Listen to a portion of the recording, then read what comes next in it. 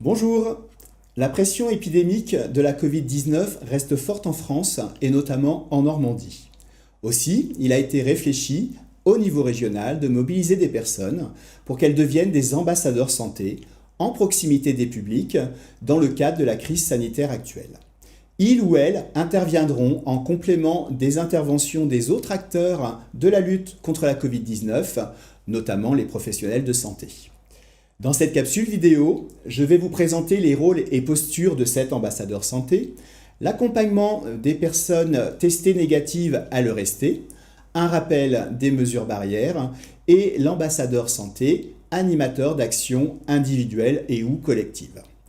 Je finirai par la présentation de deux guides réalisés par Promotion Santé Normandie, le premier sur l'ambassadeur santé et le second sur l'animation d'actions individuelles ou collectives. Je vais commencer par vous présenter le rôle et la posture de l'ambassadeur santé. Pour commencer, il aura un rôle d'information sur la Covid, sur les conséquences d'une contamination et sur les mesures barrières. On voit bien que même si c'est très répété au niveau des messages, on a besoin de revenir régulièrement dessus avec les personnes, donc il y a un intérêt de revenir sur les mesures barrières. Un rôle d'incitation à se faire dépister et d'orientation vers les lieux de dépistage, ce qui fait que l'ambassadeur santé devra connaître les lieux de dépistage sur son territoire pour orienter au mieux les personnes. Il aura également un rôle d'incitation à la vaccination. Pour ce faire, une deuxième capsule vidéo a été réalisée sur le dépistage et la vaccination de la Covid-19 pour aider l'ambassadeur santé à pouvoir orienter au mieux les personnes. Il aura aussi un rôle d'accompagnement des personnes testées négatives à le rester. On l'abordera dans la suite de cette capsule vidéo, donc je ne m'étends pas beaucoup là-dessus. Il aura aussi un rôle d'orientation vers un médecin, vers des relais d'information ou l'accompagnement compétent. En effet, la crise sanitaire de la Covid-19 ne doit pas faire oublier les autres problématiques de santé. Il est important de pouvoir orienter les personnes pour une prise en charge globale de leur santé. Enfin, si les ambassadeurs santé travaillent ou sont bénévoles dans une structure de proximité, ils auront la possibilité de mettre en place des actions individuelles ou collectives, donc dans leur structure, au plus près des personnes ou sur leur territoire. Alors, quant à la posture des ambassadeurs santé, l'ambassadeur santé assurera sa mission dans une approche bienveillante, positive et non alarmiste. Il se centrera sur les besoins des personnes et sera à leur écoute dans une posture de non-jugement. Il sera dans une relation empathique avec les publics. Il veillera à rester factuel et à donner des informations simples. Il devra être conscient de ses limites afin de ne pas donner d'informations inexactes et orientera le public vers les personnes compétentes lorsque cela sera nécessaire. Nous allons maintenant aborder l'accompagnement des personnes négatives à le rester. En effet, on sait que si la prise en charge des personnes testées positives est importante, le fait d'accompagner les personnes testées négatives à le rester est tout aussi important. En effet, il sera important de pouvoir valoriser le fait que les personnes ont mis en place une stratégie efficace pour éviter une contamination, certainement en appliquant les mesures barrières, ce qui sera l'occasion d'ailleurs de pouvoir faire un rappel sur ces mesures barrières. Faire aussi un rappel sur la responsabilité individuelle et collective de chacun dans la lutte contre la Covid-19. En effet, on sait que se protéger va faire qu'on va protéger aussi les autres, qu'on va protéger ses proches, qu'on va protéger aussi les personnes fragiles autour de nous. Donc c'est vraiment une responsabilité individuelle et collective.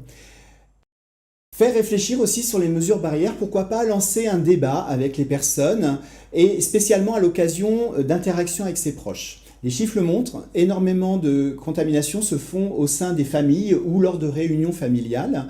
Donc pourquoi pas lancer un débat avec les personnes, les faire réfléchir sur comment mettre en place une stratégie quand on reçoit ses proches. Si on ne peut pas mettre en place toutes les mesures barrières, comment on peut en tout cas développer cette stratégie pour éviter de contaminer les gens qu'on aime. D'ailleurs, en parlant des gestes barrières, maintenant on va faire un rappel sur quelles sont ces mesures barrières.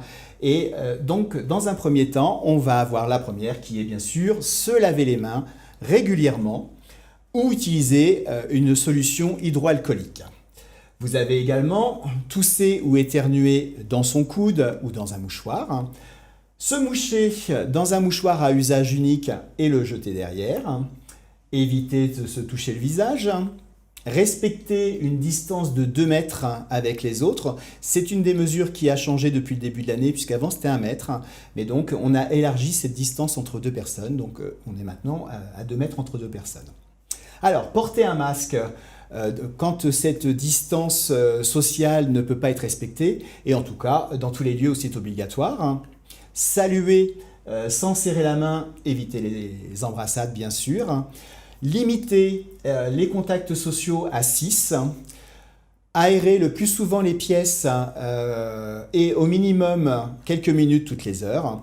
Et enfin, utiliser les outils numériques, notamment l'application Tous Anti-Covid. Pour revenir sur les masques, depuis le début de l'année, il y a eu un petit changement aussi dans les mesures barrières puisque on s'est aperçu que les masques artisanaux, ceux que les gens ont fait en tissu chez eux, et les masques de catégorie 2 n'étaient plus suffisants pour pouvoir protéger de la contamination de la Covid-19. De ce fait, donc depuis janvier de cette année, seuls les masques FFP2, les masques chirurgicaux ou les masques en tissu industriel de catégorie 1 sont autorisés dans le cadre de cette crise sanitaire. On va passer maintenant à l'ambassadeur santé dans un rôle d'animation, d'action, d'animation collective ou individuelle dans le cadre d'une structure. Comme je vous l'ai dit dans le préambule, peut-être que certains ambassadeurs santé vont être des professionnels ou des bénévoles de structures de proximité. Et pour ce faire, elles vont pouvoir mettre en place donc des actions individuelles ou collectives auprès des publics qui fréquentent leur structure. Donc là, c'est vraiment donner quelques repères sur le rôle d'animateur de cet ambassadeur santé. Et pour commencer, donc on va être sur un rôle d'organisation du cadre des échanges. Donc l'animateur devra être disponible et donc mener ses actions dans des conditions confortables et favorables aux échanges, que ce soit pour lui ou que ce soit pour les personnes accueillies. Il aura aussi un rôle de garant du cadre, il est garant de la sécurité affective et physique des personnes. Un rôle d'animation, il accueille, il fait vivre le groupe, il organise les travaux, il aménage l'espace, il régule les échanges, un rôle d'animation. Il aura aussi un rôle pédagogique puisqu'il va construire un cheminement logique et proposer des modalités pédagogiques adaptées à son public afin de lui permettre de s'interroger, de comprendre ce qui peut influencer dans le cadre de la crise sanitaire. Il va aussi apporter des connaissances sur la Covid, des connaissances sur le dépistage, des connaissances sur la vaccination. Il va aussi aider les personnes à construire des réponses et à développer leur propre capacité à faire des choix et à agir. Et tous ces rôles d'animation, il va le faire dans une posture qui va se centrer sur les besoins de la personne, il va être à l'écoute de la personne, il va faire attention de se décentrer de ses propres besoins. Il va développer également une posture de soutien de la parole des personnes dans une attitude bienveillante et encourageante, que ce soit dans son verbal ou son non-verbal. Il va en fait créer les conditions nécessaires pour que la personne puisse s'exprimer sans crainte. Je vais vous présenter maintenant les 2 guides réalisés par Promotion Santé Normandie pour accompagner les ambassadeurs santé dans leur mission. Et je vais commencer donc par le guide de l'ambassadeur santé. Alors dans ce guide, ça va reprendre ce qui a été présenté dans cette vidéo, c'est-à-dire le rôle et les postures de l'ambassadeur santé dans ses missions. Vous aurez aussi la stratégie nationale tester, alerter, protéger. Vous aurez un focus sur le dépistage, un focus sur la vaccination et un focus sur l'isolement des personnes testées positives. Dans le 2e guide, qui est lui sur l'animation d'actions collectives ou individuelles, vous allez retrouver les recommandations dans la pratique dans un cadre d'action d'animation individuelle et collective. Ce guide contient une rubrique activités qui comprend des fiches pratiques pour questionner les représentations du public, pour travailler la question du dépistage, pour questionner sur la stratégie nationale, tester, alerter, protéger, et pour travailler la question des mesures barrières.